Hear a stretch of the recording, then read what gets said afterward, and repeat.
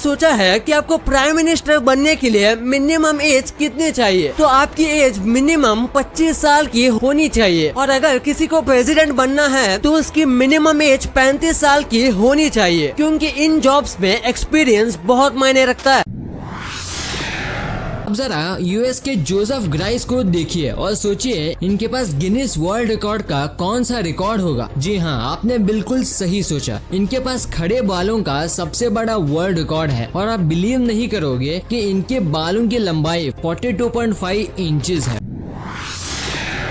Israel में कम जगह होने की वजह से वहाँ पर कई जगहों पर ऐसी फार्मिंग की जाती है जिसमें बहुत ही ज्यादा कम लैंड की जरूरत पड़ती है। सारे फसलों को भी वर्टिकली लगाया जाता है और ये बिल्कुल आम जमीन पर उगे फसलों जैसा ही होता है।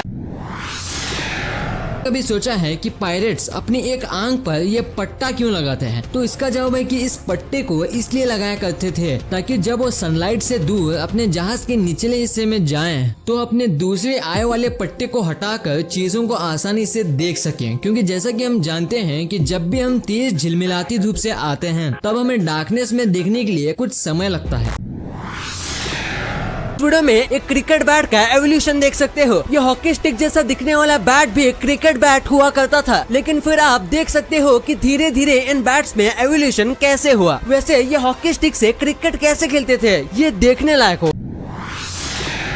एक अमेजिंग मैन जिनका नाम जॉर्ज ऑल्ड्रिच है, उनको सिर्फ इसलिए हायर किया ताकि वो स्पेस में जाने वाली हर एक चीज को स्मेल करके उसे चेक कर सकें। और सबसे मजेदार बात तो ये है कि जो भी चीज उन्हें अच्छी नहीं लगती वो कभी स्पेस में नहीं जाती। नासा ने भले ही कोई सुपर हीरो नहीं रिलीज किया, पर उन्होंने स्मेल मैन को जरूर रिलीज कर दिया।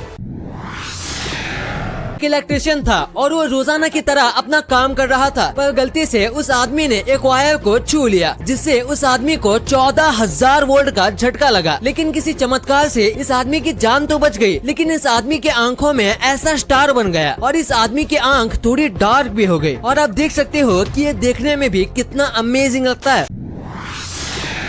BMW के इस हेडक्वार्टर को देखो, जो BMW के 4 सिलेंडर इंजन जैसा बना हुआ है। और इसे ऐसा इसलिए बनाया गया है ताकि ये BMW के 4 सिलेंडर इंजन वाले हेरिटेज को रिप्रेजेंट कर सके। Just amazing.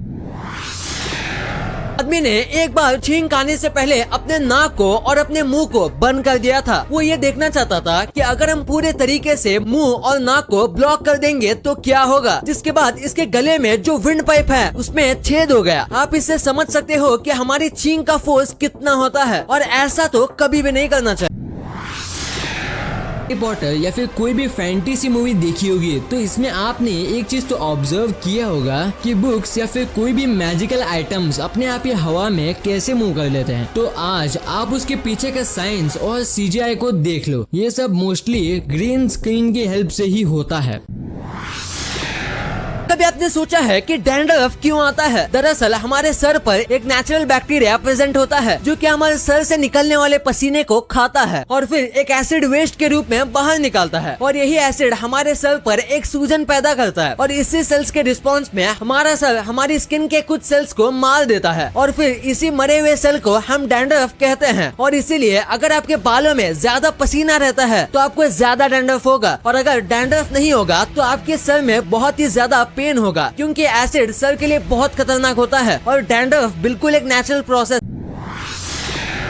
अपने में भी एक्सपीरियंस किया है कि क्या होगा अगर आप बिना स्पेस सूट के स्पेस में चले जाओ। सबसे पहली बात तो ये कि आप वहाँ फटोगे नहीं और आपकी किसी भी इंटरनल ऑर्गन को कोई भी डैमेज नहीं होगा, पर ऑक्सीजन ना होने की वजह से अल्ट्रावायलेट रेज आपके अनकवर्ड स्किन को बर्न कर देगी और साथ ही बिना स्पेस सूट के आप वहाँ सांस भी नहीं ले पाओगे। और अगर किसी तरह आप वहाँ ऑक्सीजन ले भी लो तो आप उसे निकालोगे कैसे, क्योंकि वहाँ ऐसा करना इम्पॉसिबल है। लास्टली आप लैक ऑफ ऑक्सीजन की वजह से मर जाओगे और आपकी बॉडी यूं ही स्पेस में तैरने लगेगी। बैठ गए होंगे तो आपने एक चीज जरूर ऑब्जर्व की होगी कि वहाँ पर आपको कोई भी एयरप्लेन्स नहीं दिखा होगा, क्योंकि वहाँ पर कोई भी एयर फ्लाइट कंपनीज एग्जिस्ट ही नहीं करती। और इसका मेन रीजन ये है कि तिब्बत में कई 8000 मीटर से भी ऊंचे पहाड़, जिसमें एवरेस्ट, मकालू और कांचनजंगा जैसे कई बेहद ही ऊंचे माउंटेन्स भी शामिल हैं, और इसलिए तिब्बत को रूफ ऑफ द वर्ल्ड भी कहा जाता है। और आप जानकर चौंक जाओगे कि तिब्बत की एवरेज ऑल्टीट्यूड लगभग 6000 मीटर है, जो कि एरोप्लेन कंपनीज के लिए सर दर्द से कम नहीं है।